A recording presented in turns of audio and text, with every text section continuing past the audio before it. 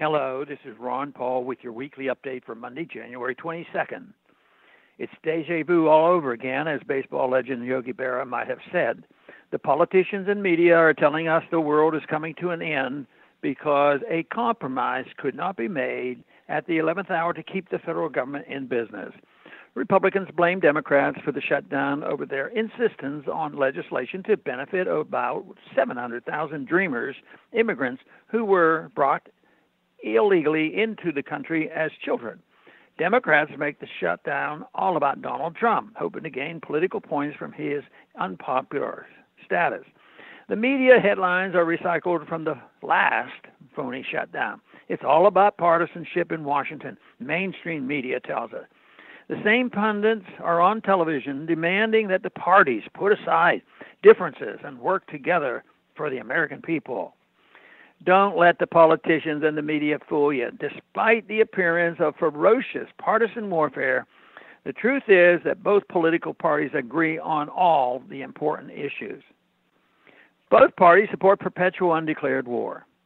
Both parties voted last week to continue suspending the Fourth Amendment, granting President Trump and his administration the authority to continue spying on all of us without a warrant for another 6 years.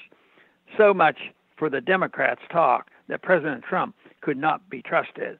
They have entrusted him with the authority to spy on us for 6 more years.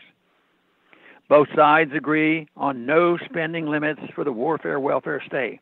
Both parties agree that the Federal Reserve should continue to manipulate our currency to the benefit of big banks, well-connected corporations, and Wall Street.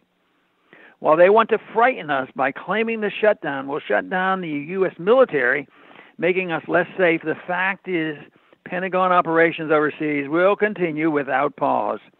Defense Secretary Mattis assured us over the weekend that daily operations around the world, ships and submarines will remain at sea, our aircraft will continue to fly, and our war fighters will continue to pursue terrorists throughout the Middle East, Africa, and South Asia.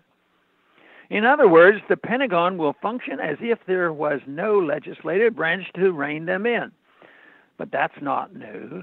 That's been true for a long time. Americans should understand that much of the federal government is on autopilot. The deep state holds the cards no matter who is elected or how long the government is shut down. The CIA will continue arming terrorists and plotting to overthrow governments overseas. The Justice Department will continue handing out long prison sentences for people using marijuana, even in states that have legalized marijuana.